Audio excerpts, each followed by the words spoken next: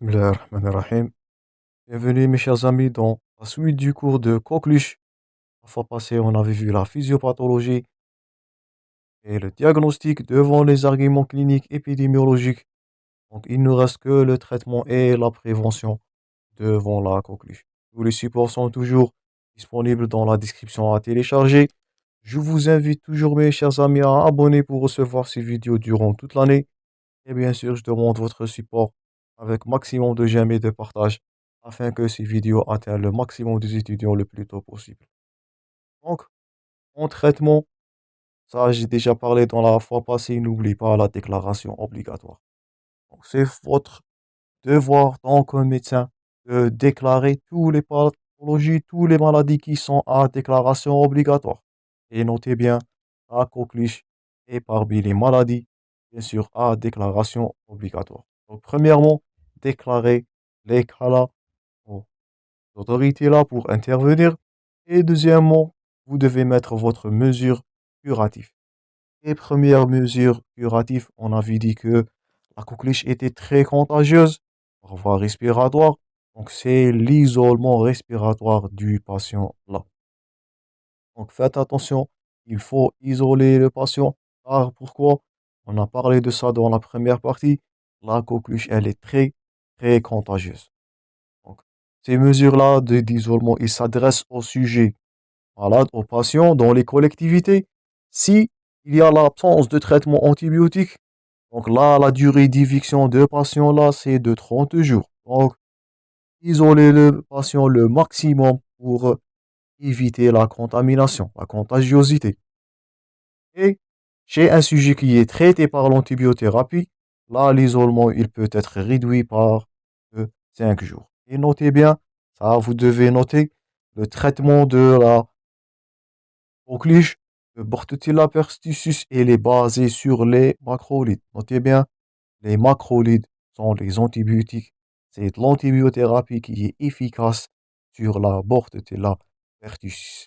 Donc, vous allez prescrire le macrolide isolé.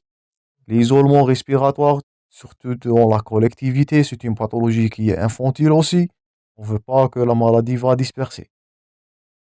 Et deuxièmement, l'antibiothérapie, elle est basée sur les sujets malades et leur entourage. C'est des macrolides là, c'est la fameuse azithromycine et l'éclarithromycine. Donc, ça nous fait rappel au cours des antibiotiques. Nous savons tous que l'azithromycine et l'éclarithromycine sont des macrolides, appartiennent à la famille des macrolides. Donc, ils sont les antibiotiques les plus efficaces pour réduire la contagiosité et même prévenir la transmission là. Donc, déclaration obligatoire, isolement, n'oublie pas, déclaration obligatoire, isolement et antibiothérapie à base de macrolides. Notez bien ça, les traitements peuvent être posés comme question des examens. Vous êtes censé de savoir, bien de connaître les grands titres de traitement de thérapie devant les pathologies là. Donc, devant la coqueluche, c'est les macrolides. Peut-être, là, peut-être du lycée, l'azithromycine. Donc, c'est parmi les macrolides les plus efficaces pour réduire les deux, la contagiosité et même la transmission de la maladie. Donc, chez les sujets qui sont identifiés comme étant suspects, donc là, par mesure, donc on va administrer de l'azithromycine. Donc, et cette mesure doit également être proposée chez tous les sujets qui toussent et qui sont en contact en cas index. Donc, on avait dit que la coqueluche, elle est très contagieuse. On va faire de l'antibiothérapie chez toutes les personnes qui ont contact, toutes les personnes qui toussent après contact dans ce cas index là. Bien sûr, quel que soit leur statut vaccinal, vacciné ou non, un patient qui tousse devant un terrain d'épidémie, devant la notion de contagiosité d'un contact avec un patient, un cas index, là, c'est l'antibiothérapie, quel que soit leur statut vaccinal. Faites attention à ce terme-là. Donc, il peut s'agir là des questions des examens. Faites attention aux cas cliniques, faites attention aux énoncés. Donc, traitez tous les patients qui ont contact. Ça, c'est indiqué comme cas index là. Donc, suspect de coqueluche, l'antibiothérapie là. Et aussi, les sujets qui ont contact, on est en train de parler là des cas qui sont asymptomatiques. Donc, chez les sujets contact asymptomatiques, c'est-à-dire les membres de la famille qui ont contact avec le malade, ou bien les sujets qui ont exposé à la coqueluche dans la collectivité, ou bien les enfants qui ne sont pas à jour dans un calendrier vaccinal. Donc, les sujets qui sont asymptomatiques, les sujets qui ont contact avec le patient là, donc surtout dans les collectivités, les macrolides peuvent être prescrits là aussi pour prévenir la maladie après contact. Donc la maladie, la coqueluche, elle peut être prévenue même après le comptage, mais si cette antibiothérapie à base de macrolides, elle est administrée le plus tôt possible. Donc après le comptage le plus tôt possible et au plus tard 21 jours en cas de comptage familial. Donc l'antibiothérapie doit être précoce dès qu'on a le suspect, soit un sujet asymptomatique ou bien un cas qui est index. Donc là, dû à le taux de contagiosité qui est très élevé, dû aux effets graves, ou bien les conséquences graves chez les nourrissons, c'était de la mortalité malheureusement. On doit être rigoureux devant le suspect, le cas index, les cas asymptomatiques, ils sont tous à traiter des macrolides le plus tôt possible, même, je répète, même après le pontage là.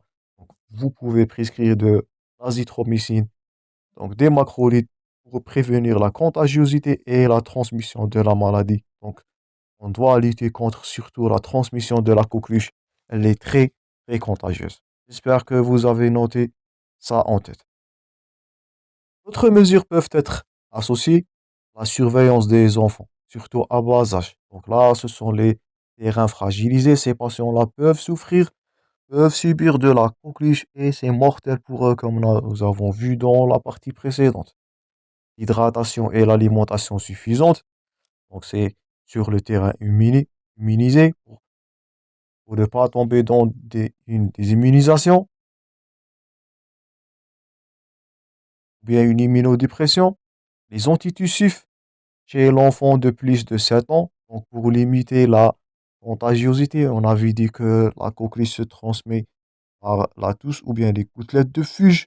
Donc, la voie aérique, le séjour en altitude si possible, le drainage bronchique et ventilation pulmonaire, de la kinésithérapie chez les patients qu'on avait dit. Il existe des complications là de encombrement des bronches là, donc c'est une gravité.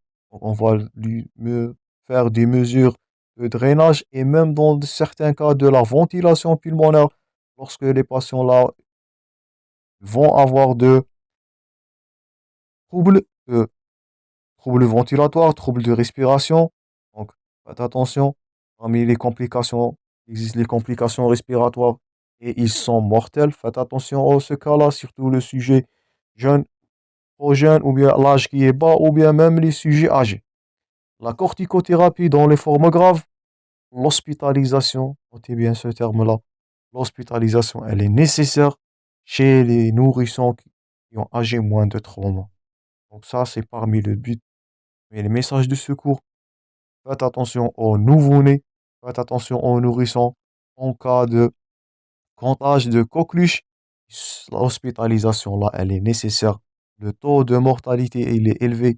Les conséquences sont néfastes et mortelles chez ces patients-là à bas âge. Donc, ça, c'est pour le traitement. Et j'insiste toujours sur les nourrissons, sur les terrains fragilisés. Là, c'est la gravité de la coqueluche. Avant de conclure ce cours, on va voir la prévention et la vaccination. Donc, on doit faire de la prévention chez les sujets contacts. Donc, pour prévenir les sujets qui ont contact là, on dispose de trois mesures, trois types. Donc, c'est l'isolement, l'antibioprophylaxie à base de macrolides et éventuellement même de la vaccination là. Donc, il faut traiter, prévenir et même vacciner là. Donc, la vaccination est nécessaire On insiste toujours sur la vaccination contre la coqueluche là, et on dispose de plusieurs vaccins. Donc, mais ils sont constitués d'un ou plusieurs antigènes spécifiques de Bordetella pertussis. Donc, on a le vaccin qui est acellulaire premièrement. Ces vaccins anticellulaires sont les nouveaux vaccins, sont des nouveaux vaccins purifiés. Ils sont constitués bien sûr de plusieurs antigènes spécifiques de Bordetella pertussis. Ils sont commercialisés en Europe et on dispose aussi des vaccins à germes entiers. Donc, là, c'est à germes entiers.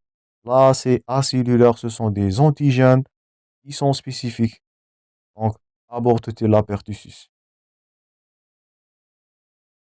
Ces vaccins-là à germes entiers, ils sont combinés d'autres valences vaccinales, telles que la toxine diphthérique, tétanique, le vaccin à poliomyélite, et c'est la DTC, donc, et la DTCP. Donc, il est combiné avec du vaccin, je répète, la diphtérie, donc la toxine diphthérique, la tétanos, ça c'est T, et le vaccin anti-polio. Donc ça, soit la DTC, donc c'est la fameuse DTC, ou bien la DTCP combinée avec de la poliomyélite. Plutôt de vaccin anti-polio. Donc, ça, c'est des germes, ou bien des vaccins à germes entiers là. Notez bien la DTC et la DTCP. Donc, bien sûr, en 3 injections, deuxième, quatrième et 12e mois, avec un rappel à 6 ans là. Et on insiste toujours sur le rappel là. On avait dit précédemment que le rappel, il est nécessaire pour garder l'immunité, ou bien pour donner de la défense contre la coqueluche. Donc ça, c'est la conduite à tenir. Faites attention à la déclaration obligatoire. Faites attention à l'isolement. Faites attention à dépister tous les personnes qui ont contact, tous les personnes suspectes, même asymptomatiques. Vous allez donner de l'antibioprophylaxie, je répète, à base de macrolide, c'est de l'azithromycine. Et j'insiste toujours sur la vaccination là, surtout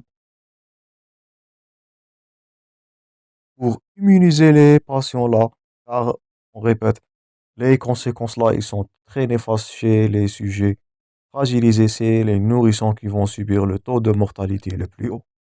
Donc ça, c'est tout pour la coqueluche. J'espère que la vidéo a été bénéfique.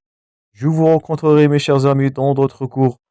Je vous remercie pour votre attention et à la prochaine.